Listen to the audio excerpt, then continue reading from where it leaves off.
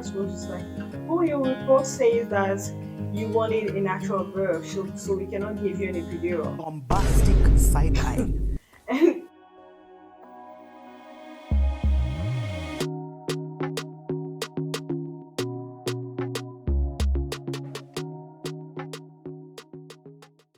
hi guys, welcome back to my channel. My name is Mervy. For everyone who's new, you guys are welcome to the channel, and do not forget to subscribe to my channel, like this video, and click on the bell notification so you don't miss any time I post a new video. Today's video, I'll be sharing with you guys my labor and delivery story. If you haven't watched my last video, I'll link it in the description below so you can go and watch it. I talked about my pregnancy journey, and today I'll be sharing about the labor and the delivery part. And yeah, just as a normal day, I went back, like went to bed at night, and I remember I kind of didn't sleep until it was like 3 a.m. I was not sleeping, and around 4 a.m. I started, to feel sleepy. So I finally fell asleep, and just an hour later, I just felt like someone stabbed me on my belly, and I woke up. I was on my bed, and I was like, "Whoa, what was that? Is this a contraction?" I was like, "Yeah, it might be a contraction.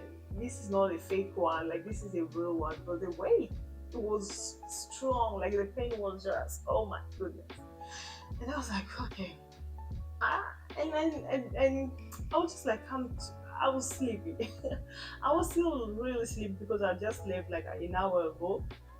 So I was like, maybe I'm just gonna go to the toilet, pee, and then come back. Because when you're pregnant, you also pee a lot. You also pee a lot. So I went to the washroom, I peed, and then I came back. I was like, I'm gonna sleep. Like, I'm tired. I need to sleep. I just went back to bed, and by the moment I was just closing my eyes, I just felt like someone was stabbing me again. Like the cramp, just like a strong cramp. So, okay, I think this is it. At that moment I was just like, this is it. This baby is coming. I took my phone because I had like this app that I downloaded a few weeks ago. Actually, I downloaded where you can like put your contraction, how long they're going for, blah blah blah. So I took my phone, and then I put the first time, which was 5:23. I put like a 5:23 first contraction, and then the second one was I think around 5:45. I put that again, how long it went, and then I stopped the timer. So I was just like, okay, this is it. Like, definitely the baby's coming. But I was really tired and sleepy. So I was just like, maybe, I can sleep through this pain to be okay. So I went back to bed again. I was just like, whenever I'll feel it, I'll put a time on my phone and then pause the timer, but I can just chill and sleep. So I tried to go back to bed, and another one just came and hit. Oh, it was even like more painful. I'm like, oh, definitely I cannot sleep with this pain. So I just woke up, sit in the bed, and guys, I didn't even pack my bag yet. I was just like, oh, I'm gonna pack it. So since I knew I would get induced on Saturday, I was just like, I'm gonna maybe pack it on Friday. I already packed like the baby bag and everything, but mine I didn't pack anything. So at that moment, I was just like, if these are contractions and I'm going to the hospital, I need to pack my bag. So I went to our closet, started to pack my bag, just took my bag and started to put some clothes in it. And then at that moment, my husband kind of heard, there were like movements. So he woke up, he just came like, oh, why are you packing bags early at 6 a.m.? And I just told him, I'm having contractions. I think baby girl is coming. And he was like, okay, what should I do? Should I call in sick? I was like, chill, we don't know yet because I'm not sure about the contraction. But in case that's the case, if you have to call in and not go to work. So I started to pack my bag, and I'll feel contractions keep coming and going. Like at that moment, they were like, I think 20 minutes apart. So they'll come and then another 20 minutes go, and that was okay. So I packed my bag, and I just went back to the bedroom to chill a little bit. And when it was like 9 a.m., it, the contraction became 5 minutes apart. When it, like, I think from 8 a.m. to 9 a.m., it was like 5 minutes apart. And I was just like, I remember like a lot of people on TikTok were like, oh, if your contractions are 4 minutes apart for an hour, you gotta go to the hospital. So at that moment, I called the hospital. I said, this is what I'm feeling. I'm having contractions, blah blah blah. And the nurse was like, okay, if it's 5 minutes apart and it's been for an hour, you need to definitely come to to the hospital. So I told my husband I need to take a shower before we go because I don't know if the baby is coming now or it's gonna take a long moment. So I need to take my shower. And I went to the shower. He was like, "Do you need help?" I was like, "I'm okay. I'm okay." So I went to the shower. I took, I think, an hour shower. Like the shower was so long because whenever I would just want to shower, the contraction would come. I'll stop everything, feel the pain, and then continue. So I took a very long shower in that moment, and I think the water was kind of also like just relaxing my body. Like the water was feeling good.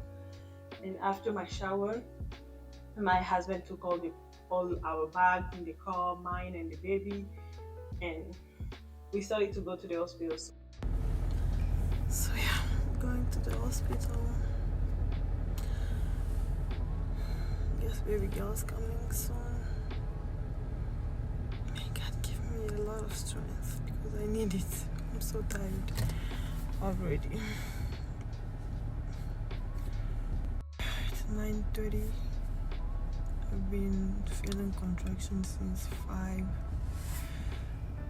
Yeah, 5:20 I think. So we got to the hospital, and then I went straight to triage, and the lady, they checked me, everything. They checked my blood pressure, and then they brought me to a room. So they kind of, gave me a robe and just prepared me. They started to monitor like the baby heartbeat and everything. So I was laying there chilling. At that moment, my contractions were like, I'll just say 1 minute ago, like every single 2 minutes, I'll just feel that pain coming, and it was, I don't know, it was painful. It was painful. So the nurse just checked my medical history and she noticed that I had low platelet count issues. So she talked to me. She was like, "Oh, you have low platelet count, so we need to do a blood test." I was like, "Okay." She came, she did the test, and I think 30 minutes later, she came back to say, "Oh, your platelet counts are around 78, which means it's below, I think, 80, or I don't know, like, I don't even remember the number she told me." But she said, since it's below that number, you know that you cannot have a medicated birth, like we cannot give you a epidural or, anything to kind of ease your pain. And at that moment, like the pain was, for me, that pain was already like, I couldn't handle it anymore. And my midwife also told me that if your platelet count are not up, will not be able to give you any medication. And I just told the nurse, okay, yeah, my midwife told me that already, so I'm kind of prepared. And she's like, okay, but there are other options like morphine that we can give you in case that you want that. And my husband was just like, okay, maybe we need to read more about it before we accept anything. So she brought out some brochure about morphine and other medications that I could take that was safe. So we read about it, and I was just like, this is too painful. I cannot take it anymore. And my husband was, or maybe, my husband was the one reading everything. At that moment, I couldn't even talk. I couldn't even say anything. I was just looking around in pain. I couldn't just do anything at that moment.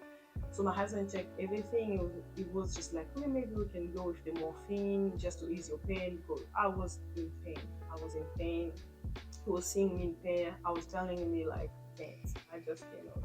It's too much. I can't take it anymore. I can't. And for like he read and then it was like, maybe we can try the morphine. So we did try the morphine. They gave me morphine around 11 a.m. and it didn't do anything. Like, just didn't do anything to my body. The pain was still there. I was still feeling it every single minute now. I was feeling the pain. and it was just, I don't know, that pain. Like no one can explain it to you unless you have given birth, or you, when you give birth, like you feel it. That pain is unexplainable. It's like it's just painful. It's just how it's just those were giving birth know what it feels like. So I was in pain. I was there, and then around 12 p.m., the nurse, I just saw like two nurses run in the room, and they were like, "Oh, it's showing in their computer that my baby heartbeat is dropping," and I was like, "Okay, what does that mean?" And the nurse were like, "We need to transfer you to the delivery room right now." Since she told my husband, "We need to go, you need like to bring your bags and everything because she's giving birth." They put me in the delivery room and everything. So they they transfer. I think they just did like the switch with another nurse. So the nurse in the delivery room also, prepared me with everything, and then she started to check the baby heartbeat, and she was like, "Who told you like your baby's heartbeat was dropping? It's looking pretty normal. Like I don't see anything dropping here. It looks normal. And since they already transferred you, I'm not gonna send you back to triage, so you will stay here." I was like, "Okay, no problem." And then she told me, how like what was the centimeter when they checked you. I told her it was 4, and she told me, "Oh, you need to go like on walks. You need to walk around." And at that moment, I told her, "I cannot move. I cannot walk. I cannot talk. I cannot do anything. I could even barely talk. Like I was just, that was how I was talking." So I was like, "How do you expect someone I can't even talk. How can I walk?" So I just told her, "I can't do anything. I'm just gonna lay in this bed, relax all like just relax. Take the pain whenever it's coming, and I'll just relax. I'm not gonna move. I'm not gonna do anything." And I think I stayed like that, just like in bed, in pain, like every single minute. The contraction were coming like I will rest for a minute, and I was even like counting, and the contraction was lasting for a minute. So I'll feel a contraction, and whenever the contraction started, I was just like counting 1, 2, 3, because I knew it would take exactly 60 seconds. So after the 60 second, I'll just breathe, because I knew I was resting for another 60 seconds before I count again. I was counting every single time that the contraction were coming. I was starting, to consider it, to get the epidural. I started to consider it. I was just like telling my husband, I can't. Maybe if there is another option, I can take it. Asked the nurse like, can you maybe check my my platelet count? Maybe it went up, because I can consider an epidural and everything. At that moment, I think the doctor was also there. She just came, to check on me, and the nurse was just like, "Oh, your report says that you wanted a natural birth, so we cannot give you an epidural." And the doctor just told her she didn't know this is her first baby. She didn't know how painful it would be. That's why she wanted natural birth. And now that she's asking, you need to check with the anesthetist if it's something that we can do. You cannot just tell her you wanted natural birth and then you cannot give her a epidural. I'm telling you guys, if I wasn't in pain, me and that nurse would have fight. But thank God I was in pain. I couldn't do anything. I couldn't even like answer. I was just like, "I'm gonna take it all today. I'm going to take it all." And at around like 5 p.m., people came in to visit. Like my sisters came, my mother-in-law came, and they were just there talking. I couldn't move. I couldn't do anything. I couldn't talk. And that at that moment, I think I wanted to pee, and the nurse was just like, "Okay, I'm gonna bring you to the toilet." And yeah, I stood up, I peed, and when we came back, she was just like, "You're not really not progressing because you're not moving. You need to walk." I was like, "I can't walk." And at that moment, she proposed to me, can I get you a balloon so you can sit on it?" That one, I was just like, "Okay," because I was doing a lot of that at home, and it was kind of good. So I was like, "Okay, I'm gonna sit on it." So she gave me a balloon. I sat on the balloon. I think for a good 30 minutes or 45 minutes. And after that, she told me, I'm going to put you back in bed and then check how far you are. So, we can just see if you're progressing. And when she told me, you're just 6 centimeters, I told myself from 10 a.m. when we came, they checked me, I was at 4. It's been like 7 hours and I'm still at 6. So how many hours is going to take for me to get to 10? At that moment, I started to think, oh my God, maybe I should just do a C-section. I cannot take this pain anymore. It was painful. It was really, really painful. So I think around the 6 or 7 p.m., the doctor came and she was like, when we checked your water, the water didn't break. I was like, okay, so can we break it manually so the process can go a little bit quicker? I was like, yeah, sure, anything to get this process done, like anything. So the doctor came in around 7 p.m. She broke my water, and then she just broke my water. I was feeling okay. It wasn't painful at all, so I was just there chilling. It was I think around 7 p.m. Yeah, and around 7:30 I just started to feel like I need to go to the toilet. And I told the nurse, like, I feel like I need to go to the toilet so bad. And she told me that means your baby wants to come. Whenever you feel just like, you want to poop, means your baby is coming. Like, really? She's like, yeah, and she told me if you feel it's really, really bad, just let me know. But at this point, you cannot go to the toilet. We cannot let you because you're gonna give birth over there. So I was like, okay. So I sat for I think a bit, and then around 8 p.m., 8:30, I think around 8 p.m. something. I just told her, oh, I feel like it's coming, and she told me, okay, let me check you. And when once she just checks, it was like you're 10 centimeter dilated. I can even, it's now or never. Just like, oh my Lord, thank you, Lord.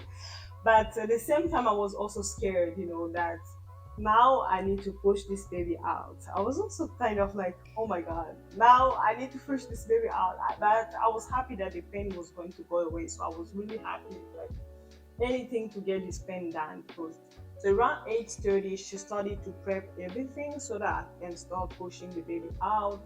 She just got everything ready, called the doctor over the phone because I heard them. She was just saying, oh, room, whatever. We're starting to push the baby out, and the doctor was she just gave the go. And yeah, she came there. Are you ready? I was just like, I couldn't talk, guys. But let's get it done. So she was guiding me, just she told me what was the process. She told me you have to brief like for I'll just have like she have to count for 10 seconds, and during those 10 seconds I'll be pushing and whatsoever. But I was like, okay. And when she started to count, I'll be pushing, I think around 8:45 or 8:40 something. Yeah, around past 8:45 we started to push the baby out. And I remember she just told me, oh, the baby's head keeps coming out but going back in. You really need to push hard, because it sometimes it takes 2 hours to push a baby out. What? I'm going through this pain and I'm going to wait like 2 hours? Mm-mm. In my head, I started to pray. I said, like, God, I need this baby out. I've been through this all day long. Like, I cannot take.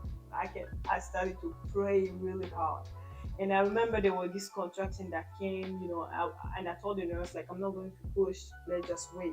She was like, oh, you need to push. I was just like, let me get all the energy that I need. So she was like, okay.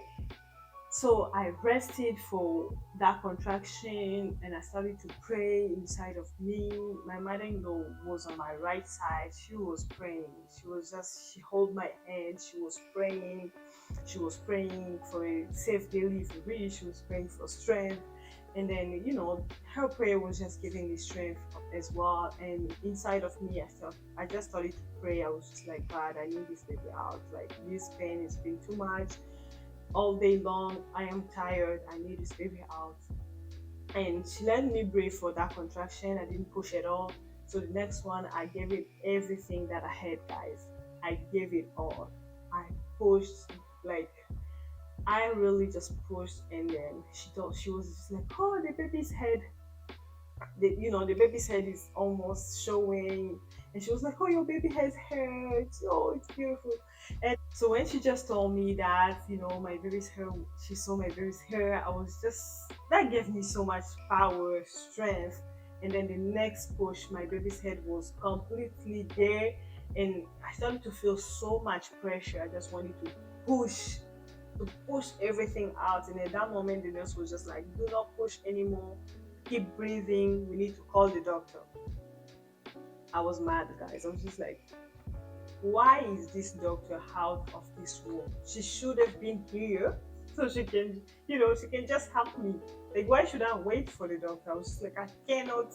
And she's like, you don't, like, do not push. If you push, you know, you're going to tear. Yeah, you're going to tear. Do not push, do not push. She was just insisting, do not push. I'm calling the doctor. So she called the doctor, and the next minute, I just saw, like, I think more than 10 people walk in the room. And at that moment, I was scared. I was just like, what is going on with my babies? Like, why, why is there 10 people walking in this room? It was kind of weird, but at that moment, you don't care, the pain and everything. You don't really care. Even if there was 100 people coming in there, I wouldn't care. Like, I didn't even care. Just like, and then the doctor came to me. She was like, "Are you okay?" I'm like, am I okay? Do I look like I am okay? So at that moment, she was like, she presented herself. I'm doctor, whatever. I'll be helping you with your baby. And she was just like, breathe, breathe, breathe. And she started to help me push the baby a little bit out. She was just like, okay, breathe, and then now push, breathe, now push. And it's exactly 9:26 p.m. Baby girl was out. So the doctor pulls the baby, and then they just put us in the chest. And at that moment, oh my god, the level of emotion was just high. I was crying, but there were no tears. Like, the tears were not coming out. I'm crying, but no tears were coming out. That was so weird. And I was just praying. I started to pray right away for my daughter. I started to declare things about her life. I was I don't even know. Like, I cannot explain how you feel at that moment. Those who have had babies before knows what it feels like. I was just, I don't even know, happy, emotion, like, the emotions, there are so much emotions at that moment. I cannot even explain it. And the doctor started, to get me ready. She was like, okay, you need to push again for the placenta to come out, blah, blah, blah. Okay. So the placenta did come out, and yeah, and I did too. I did too. So yeah, that is the worst part, because it was kind of painful even after. But yeah, my baby girl was here. Everything went well. She was healthy. I was healthy. I thank God for that. I really thank God for that. So this is pretty much it. If you guys enjoy those kind of videos, just let me know in the comment section, so I'll be sharing my postpartum story as well. And yeah, I hope you enjoyed today's video. And if you watch this video till this very end, I do not know what you're waiting for to subscribe to the channel. Go ahead and subscribe to my channel, like today's video, and also click on the bell notification so you will not miss my next video. I love you guys, and I'll see you next time.